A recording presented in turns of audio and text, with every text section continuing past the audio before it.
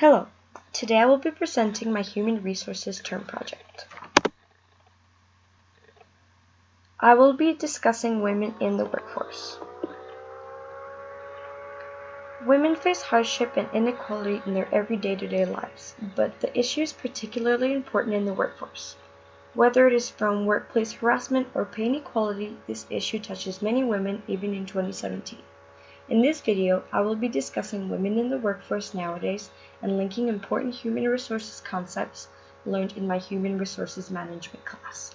The two main concepts that we will be discussing from the book are Chapter 7, Rewarding and Recognizing Employees, Pay for Women, and Chapter 10, Labor Relations and Collective Bargaining, Unions versus Women. Over the years, more and more women are getting degrees and entering the workforce.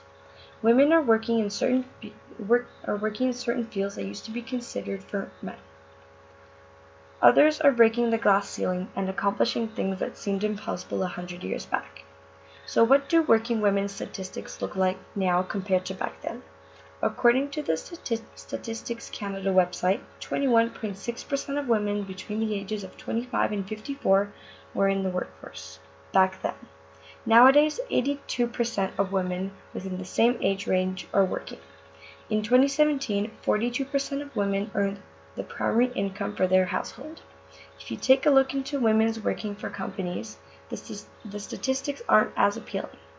5% of women are CEOs in the top 500 American companies, and as little as 17% are board members in those same 500 top American companies. Though there are some major improvements over the years, it remains a very serious and relevant issue for women and also for men in 2017. In Chapter 7 of the Essentials of Managing Human Resources, we discuss wages, salaries, and benefits that come with having a job.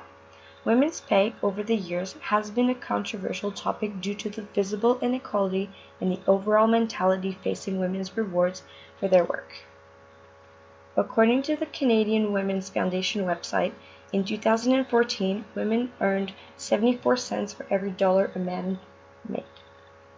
To put all this into perspective, the average woman would have to work 14 more years to earn the same pay as an average man who retires at the age of 65. In class, we looked at the internal and external factors that affect the worker's pay. Some internal factors include the employer's ability to pay, the job's worth, and the employee's relative worth. Some external factors are the general economy, the cost of living, and labor market conditions. All these factors influence the amount of money a person receives when they complete the required work. Though these are meant to be equal to all, they obviously aren't always. These factors aren't immune to inequality, either towards women or even towards other minorities. They can be susceptible to personal opinion towards certain workers or groups of workers such as women. The Canadian Women's Foundation mentions that approximately 10 to 15% of wage gap is due to gender-based wage discrimination. According to USLegal.com website, they described wage discrimination as discrimination showed in the payment of wages towards minority groups. Pay inequality is a very real issue that even today affects many women. In Chapter 10 of the Essentials of Managing Human Resources, we discuss labor unions and how they influence workers' jobs. According to YoungWorkers.com, a union is defined as an organized group of workers who come together and make decisions about the conditions of their work. Women have been some of the first to unionize back in the day, a little before the American Civil War. These women would unionize and try to get 10-hour workdays instead of 14-hour workdays, and they also fought for a higher wage. Though they took part in this type of movement, unions often excluded women and even discriminated against them. Women were seen as nothing more than support to obtain better jobs for men. They were also seen as threats for men's jobs, and some employers even refused to train these ladies until every man had a job. Unions supported that mentality towards working women. This discrimination continued and even worsened over time. Pregnant women were automatically fired, and some women were being excluded from some types of jobs altogether because they were considered a man's job. Some ways women would protest, as seen in class, is by striking, picketing, or even boycotting the employer. Boycotting was a very popular way to protest back in the day.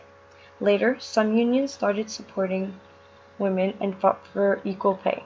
These days, unions still fight for women's rights. Equal pay is still an issue within working women's community. In conclusion, equality for women in the workplace is an issue that still needs to be addressed. Gender wage gap is still a topic of interest for many people, and men and women need to fight to obtain equality. Unions also play a very important role in influencing women's jobs, whether it was back in the day or even now in 2017. Thank you.